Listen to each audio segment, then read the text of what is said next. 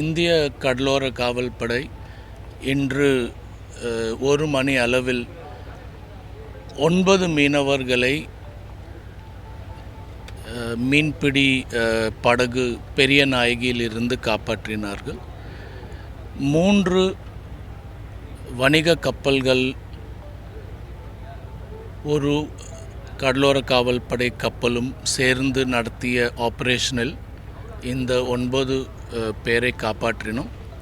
அதில் 8 பேர் உயிரோடவும், unfortunately one has lost his life, and we have not been able to trace out the 10th guy. இந்த படகு சென்னையை சேர்ந்தது. 27ஆம் தேதி மார்ச் 27ஆம் தேதி கடலுக்கு சென்று நேற்று மதியம் கப்பலில் விரிசல் ஏற்பட்டு ஃப்ளட்டிங் ஆக தொடங்கியது. நேற்று 11:30 மணி அளவில் அந்த படகு மூழ்கி 4:30 மணி அளவில் இந்திய கடலோர காவல்படையின் கட்டுப்பாட்டு அறை மூலம் 3 வணிக கப்பல்களை அதன் அருகில் we just told them to go closer to them and save them. இன்று 1 மணி அளவில் அந்த 8 மீனவர்களையும் ஒரு டெட் பாடியும் நாங்கள் அதை எடுத்து சென்னைக்கு எடுத்து கொண்டு வந்துள்ளோம். The reason for this, one of those reasons is that the boats are pretty old, and because of which there was a hole in the boat.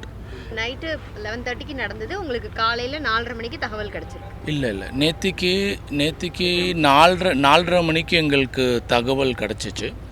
அப்போது இல்லை நேத்திக்கு ஈவினிங்.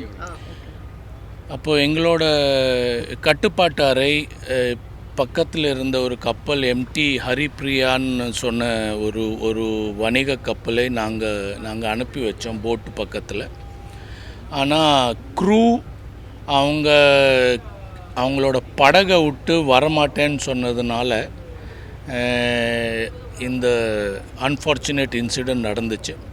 நேற்றுக்கு இன்கேஸ் அவங்க 10 பேரும் அந்த கப்பலில் ஏறி இருந்தாங்கன்னா இந்த 10 பேரோட லைஃப்பும் நம்ம சேவ் பண்ணியிருக்கலாம். அவங்கள நாங்கள் ரொம்ப இன்னும் ரெக்வெஸ்ட் பண்ணியும் அவங்களோட they were very adamant that they will continue their passage to Krishnapatnam by their own boat. இந்த அடமன்சி இல்லாமல் இருந்திருந்தால் இன்றைக்கி நம்மளோட 10 ப்ரெஷியஸ் லைஃப்பும் கடலோர காவல்படை சேவ் பண்ணியிருக்க முடியும். ஸோ அந்த ஒரு சின்ன வருத்தம் இருக்குது எங்களுக்கு.